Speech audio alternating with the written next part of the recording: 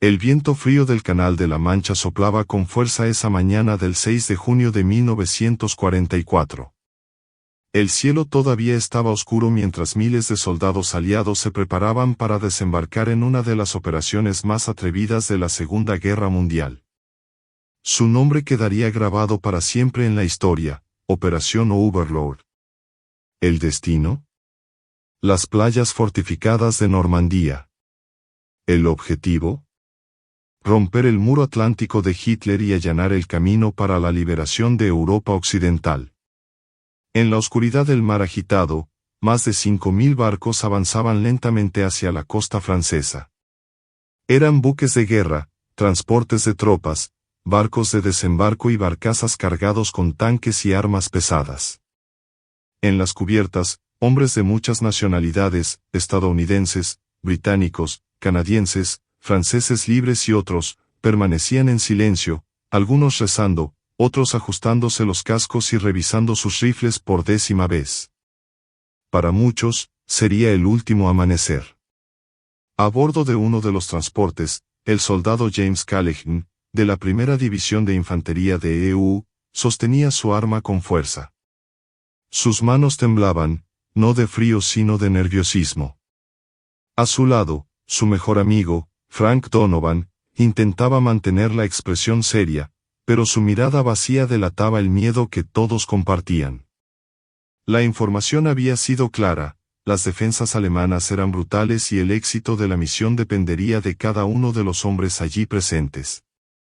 Desde arriba, el rugido de los motores de los aviones aliados atravesaba el cielo. Los bombarderos de la RAF y la USAF lanzaron toneladas de explosivos sobre búnkeres y defensas alemanas, tratando de suavizar la resistencia antes de los aterrizajes. Los paracaidistas de las divisiones aerotransportadas estadounidenses 101 y 82, junto con la 6ª División Aerotransportada Británica, ya habían caído tras las líneas enemigas horas antes, cayendo en la oscuridad, dispersos, desorientados, luchando contra los soldados alemanes que habían sido advertidos del inminente ataque. En las fortalezas a lo largo de la costa, no estaba presente el general Erwin Rommel, comandante de las defensas del Atlántico. Hitler había decidido que la verdadera amenaza estaba en el paso de Calais y Rommel, convencido de que el mal tiempo impediría cualquier desembarco, estaba visitando a su familia. Esto dejó las playas bajo el mando de oficiales menos experimentados y, lo que es peor, con órdenes confusas. Pero aún así, las fortificaciones estaban listas para la masacre. A las 6:30 de la mañana, las rampas para embarcaciones comenzaron a descender. Y ahí fue cuando se desató el infierno. Los soldados en la playa de Omaha, donde estaban Callaghan y Donovan, fueron recibidos por una vorágine de balas, explosiones y gritos. Las ametralladoras alemanas MG-42 posicionadas en los búnkeres escupieron fuego incesante, cobrándose vidas antes de que los soldados pudieran siquiera poner un pie en la arena. Los cuerpos flotaban en el mar teñido de rojo, mientras los que lograban salir del agua se arrastraban para encontrar cualquier refugio, aunque fuera un simple cráter abierto por las bombas. Callaghan sintió el impacto de las balas rebotando en los costados de la barcaza mientras su comandante gritaba: «¡Vamos! Se van. No te detengas». Saltó, sumergiéndose en el agua helada y luchando contra la corriente mientras los disparos silbaban a su alrededor. Cuando emergió, vio a Donovan tropezando en el agua, tratando de correr hacia adelante, pero una ráfaga golpeó su pecho, tirándolo a la arena. Callaghan intentó correr hacia él, pero un oficial gritó: «Muévete, ahora». Y obedeció, sintiendo las lágrimas mezclarse con el sudor y la sangre a su alrededor. Los desembarcos en las otras playas Utah, Gold, Juno y Sword enfrentaron desafíos diferentes. En Utah Beach, los estadounidenses tuvieron más suerte, ya que la corriente los desvió hacia una parte menos defendida de la playa. Los británicos y canadienses, en Gold y Juno, encontraron una fuerte resistencia, pero avanzaron gradualmente, utilizando tanques anfibios e infantería especializada. Pero en Omaha, la pesadilla continuó. Kalegen y algunos soldados se cubrieron detrás de un tanque Sherman destrozado mientras las explosiones de mortero lanzaban arena en todas direcciones. La comunicación se interrumpió, los oficiales caían uno tras otro y muchos empezaban a perder la esperanza.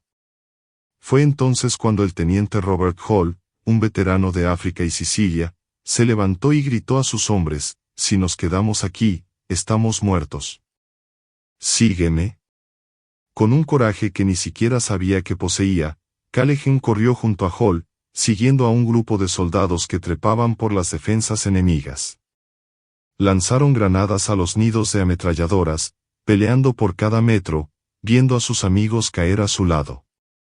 El olor a pólvora y carne quemada era sofocante, pero la única opción era seguir adelante. En las horas siguientes llegaron refuerzos, los destructores aliados se acercaron a la costa y comenzaron a bombardear directamente las posiciones alemanas. Poco a poco las defensas empezaron a ceder. El día estaba lejos de terminar, pero la marea estaba cambiando. Kalegen, cubierto de sangre y barro, finalmente llegó a la cima de la colina. Miró hacia atrás y vi la playa cubierta de cadáveres, escombros y humo. Habían conquistado Omaha. Pero la guerra apenas comenzaba. El sol ya estaba alto cuando Kalegen finalmente se dio cuenta de que estaba vivo. Cayó al suelo, exhausto, respirando con dificultad, mientras a su alrededor los hombres intentaban reorganizar sus unidades. Algunos gritaban pidiendo médicos, otros simplemente miraban al vacío, como si sus mentes hubieran quedado varadas en la playa, junto a aquellos que nunca volverían a levantarse. El sonido de las explosiones todavía resonaba en la distancia, pero allí, en la cima de la colina, la resistencia alemana había sido aplastada. El olor a pólvora, sangre y carne quemada flotaba en el aire, mezclado con la sal del mar que ahora parecía más rojo que azul. El teniente Hall, el mismo que había liderado el asalto momentos antes, se acercó a Kalegen y le tocó el hombro. «Luchaste bien, soldado. Ahora levántate, todavía tenemos una guerra que ganar». Kalegen miró el rostro del teniente, que estaba cubierto de hollín y sudor, pero vio determinación en sus ojos. La adrenalina aún corría por sus venas, pero ahora había sido sustituida por un profundo cansancio. Quería desmayarse allí mismo, pero sabía que no podía. El día D no había terminado. Pronto llegaron más refuerzos. Los ingenieros comenzaron a despejar obstáculos y abrir pasajes para que los tanques Sherman pudieran avanzar hacia el interior de Francia. El sonido de los disparos todavía resonaba entre las ruinas de los búnkeres y las trincheras mientras algunos soldados alemanes se negaban a rendirse y luchaban hasta la muerte. Se ordenó a Kalegen y su pelotón avanzar y eliminar cualquier resistencia restante.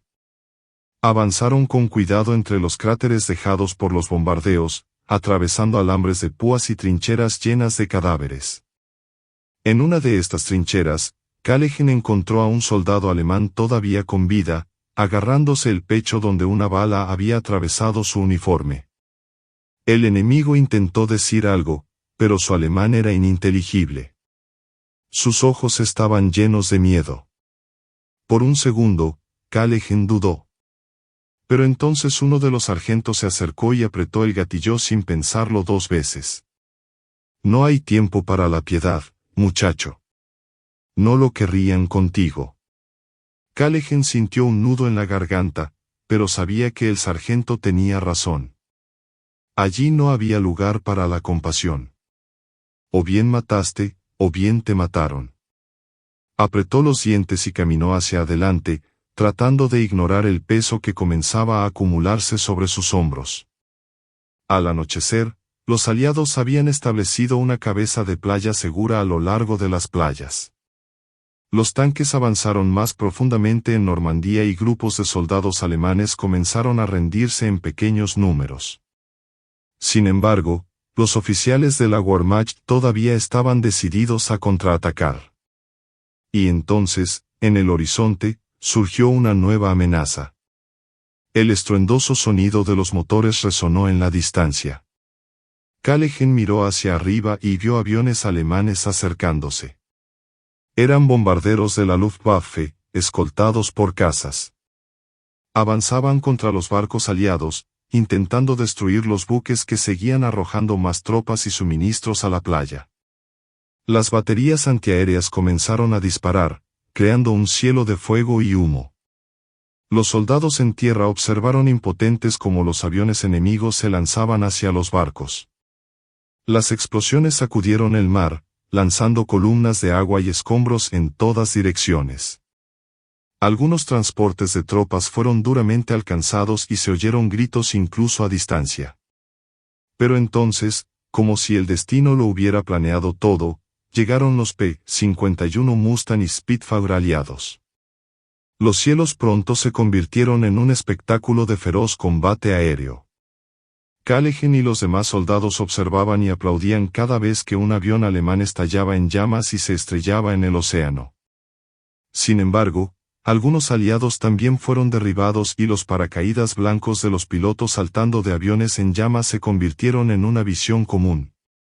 Después de casi una hora de combate, los aviones enemigos se vieron obligados a retirarse. Pero el daño ya estaba hecho. Algunos barcos aliados se hundían, llevándose consigo suministros esenciales. Esto significaba que los soldados en el terreno tendrían que luchar con los pocos recursos que tenían hasta que llegaran más refuerzos. Al caer la noche, Kalegen y su pelotón recibieron la orden de marchar hacia el interior. Las colinas normandas estaban llenas de campos minados y emboscadas alemanas. Los soldados estaban exhaustos, pero no había tiempo para descansar. El verdadero desafío aún estaba por llegar. Mientras caminaban bajo la pálida luz de la luna, Kalegen miró hacia atrás y vio la playa que, horas antes, había sido un infierno. La noche cayó sobre Normandía, pero el sonido de la guerra continuó resonando en toda la región. Las tropas aliadas habían asegurado una posición firme en las playas, pero sabían que el verdadero desafío apenas comenzaba. Avanzar hacia el interior de Francia significaba enfrentarse a un enemigo decidido, luchar en territorio conocido y utilizar cada seto, cada aldea y cada camino estrecho como una trampa mortal. Kalegen y su pelotón estuvieron entre los primeros en marchar tierra adentro. El teniente Hall, todavía al frente del grupo, sabía que los alemanes no rendirían Normandía sin luchar. Reunió a sus hombres antes de seguir adelante. No esperéis que los alemanes se retiren fácilmente. Lucharán por cada metro y nosotros tendremos que ser más inteligentes, más rápidos y más brutales que ellos. El grupo siguió los caminos de tierra, avanzando lentamente. El cansancio era visible en cada rostro, pero la adrenalina los mantenía en pie. Las granjas y pueblos franceses de los alrededores estaban en ruinas, algunos todavía ardían después de los bombardeos de la mañana. A veces se encontraban civiles saliendo de sótanos y refugios improvisados, mirando a los soldados aliados con una mezcla de esperanza y miedo. Muchos habían sufrido bajo la ocupación alemana durante 4 años y no sabían si eran verdaderamente libres. Los alemanes, bajo el mando de generales experimentados como Friedrich Dollmann y Gerd von Rundstedt, ya estaban planeando contraataques. Hitler había ordenado a las fuerzas de la Wehrmacht y las SS que contuvieran la invasión a cualquier coste. Pero el problema para los alemanes fue que Hitler creía que el desembarco de Normandía era solo una distracción. Estaba convencido de que el ataque principal tendría lugar en el paso de Calais, por lo que mantuvo sus reservas blindadas lejos del campo de batalla real. Este error estratégico le costaría caro a los alemanes. Mientras tanto, divisiones aerotransportadas como la 101ª y 82ª Divisiones de EU lucharon ferozmente para mantener sus posiciones detrás de las líneas enemigas. Muchos paracaidistas fueron lanzados lejos de sus puntos de encuentro y estaban completamente desorganizados. Algunos pequeños grupos fueron masacrados tan pronto como tocaron tierra, mientras que otros lograron reagruparse y lanzar emboscadas contra los alemanes. El mayor Richard Winters, de la 101 División Aerotransportada, se convirtió en uno de los héroes de ese día. con un pequeño grupo de soldados, atacó y destruyó un nido de ametralladoras alemanas que amenazaba una carretera vital para los refuerzos aliados. Su coraje y liderazgo ayudaron a garantizar que los estadounidenses pudieran mantener sus posiciones. En otras partes de Normandía, los británicos y los canadienses enfrentaron sus propios desafíos. En Sword Beach, los británicos encontraron una feroz resistencia alemana, pero lograron avanzar con el apoyo de tanques especializados, conocidos como Hobards Fannies, diseñados para superar obstáculos como minas y barricadas. Los canadienses en Juno Beach sufrieron grandes bajas en el desembarco, pero mostraron resistencia, avanzando rápidamente y capturando posiciones estratégicas antes del final del día. Mientras tanto, Callaghan y su unidad avanzaron lentamente, sabiendo que el peligro acechaba. Pasaron por campos minados y trincheras abandonadas, pero fue cuando pasaron por un pueblo llamado Vierville-sur-Mer cuando todo cambió. El pelotón avanzaba con cuidado entre las casas de piedra cuando oyeron disparos. Uno de los soldados que iban al frente cayó inmediatamente, alcanzado por un francotirador. El grupo cayó al suelo mientras las balas rebotaban en las paredes. El enemigo estaba bien escondido. Hall hizo una señal a Callaghan y a algunos otros para que avanzaran por los flancos. Se movieron lentamente, tratando de identificar la posición del tirador. El silencio fue roto por más disparos. Otro soldado cayó. Callaghan tragó saliva con fuerza, sintiendo la misma sensación de pavor que había experimentado en la playa. Pero entonces se oyó un disparo desde otra dirección. Uno de los francotiradores aliados, situado en un tejado distante, eliminó la amenaza. Hall les gritó que avanzaran. La escena que encontraron dentro del pueblo era terrible. Los civiles franceses fueron asesinados por las tropas alemanas en retirada. Había cadáveres esparcidos por las calles, algunos todavía sosteniendo banderas francesas improvisadas. La ira creció entre los soldados. Esos bastardos mataron a civiles, murmuró uno de los soldados, apretando más el agarre alrededor de su rifle. Pero la guerra no dejó tiempo para arrepentimientos. Las órdenes eran claras: avanzar y eliminar cualquier resistencia restante. Al otro lado de Normandía se estaba produciendo uno de los momentos más críticos del día del general Erwin Rommel, que comandaba la defensa de la costa francesa, estaba lejos del frente. Cuando se enteró de la invasión, intentó movilizar las divisiones blindadas alemanas, pero encontró resistencia del alto mando, que esperaba órdenes directas de Hitler. Como Hitler estaba dormido la mañana del día D y nadie se atrevió a despertarlo, las fuerzas alemanas perdieron horas preciosas sin reaccionar apropiadamente. Cuando las divisiones Panzer finalmente recibieron la orden de contraatacar, era demasiado tarde. Los aliados habían reforzado sus posiciones y la invasión era irreversible. La batalla de Normandía no terminó en un día. Lo que comenzó el día D se convertiría en la batalla de Normandía, una campaña brutal que duraría semanas. Las tropas alemanas, desesperadas por contener el avance aliado, lucharon ferozmente en ciudades como Caen y Saint-Lô, utilizando tácticas de guerrilla y emboscadas. Pero Callaghan y sus compañeros no pensaban en eso ahora. Habían sobrevivido a la playa, al primer contraataque y estaban listos para seguir adelante. Pero sabían que lo peor estaba por venir. En las próximas semanas, se enfrentarían a emboscadas, tanques tigre alemanes, francotiradores ocultos y batallas casa por casa. La liberación de Francia apenas comenzaba y cada día traería nuevos desafíos. Callaghan se sentó en una pila de escombros y miró el cielo nocturno, iluminado por los destellos de las explosiones en la distancia. Pensó en Frank Donovan, su amigo tendido en la playa. Pensó en los hombres que nunca volverían a ver a sus familias. El mando aliado quería aprovechar el impulso del desembarco y avanzar para capturar puntos estratégicos antes de que los alemanes reorganizaran sus defensas.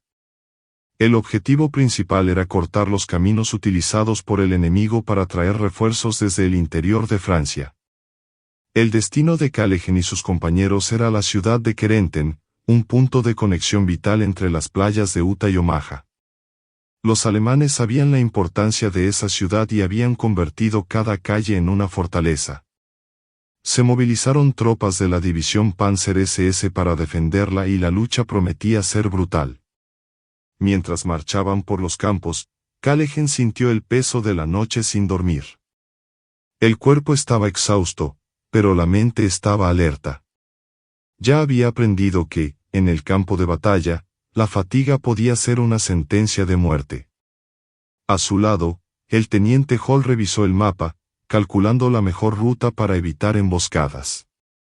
Fue entonces cuando un soldado que iba al frente levantó el puño, haciendo una señal para que todos se detuvieran.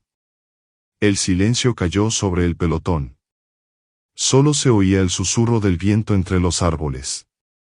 Kalegen entrecerró los ojos, intentando ver a través de la bruma de la mañana.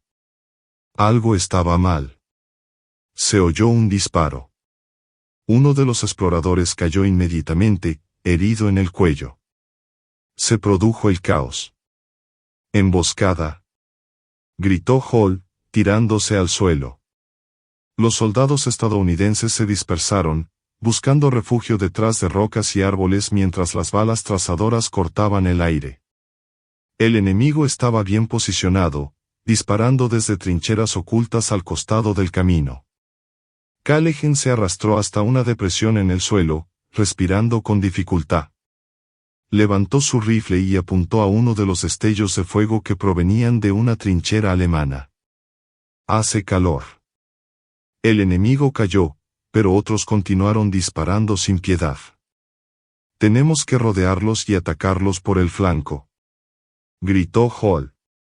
Un pequeño grupo de soldados, liderado por Kalegen, comenzó a arrastrarse por un matorral al lado del camino.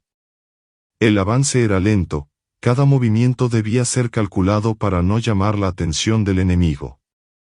El corazón de Kalegen latía tan fuerte que podía oírlo. Cuando llegaron a un punto estratégico, vio a los alemanes posicionados con ametralladoras MG-42. El sudor corría por el rostro de Kalegen mientras ajustaba su puntería. Contuvo la respiración. Él apretó el gatillo. El disparo alcanzó al operador de la ametralladora, quien cayó hacia atrás, dejando caer el arma. Los estadounidenses aprovecharon el momento y abrieron fuego. Una granada tras otra fue lanzada a las trincheras alemanas. Las explosiones iluminaron la mañana brumosa y pronto los disparos cesaron. El silencio regresó, pero no el alivio. Los cuerpos de los alemanes estaban esparcidos por el suelo de la trinchera. Algunos gemían heridos. Kalegen miró a un joven soldado, apenas salido de la adolescencia, con un uniforme de la Wehrmacht manchado de sangre. Estaba temblando, sosteniendo una fotografía de su familia. Kalegen vaciló. Este era el enemigo, pero también era solo un niño.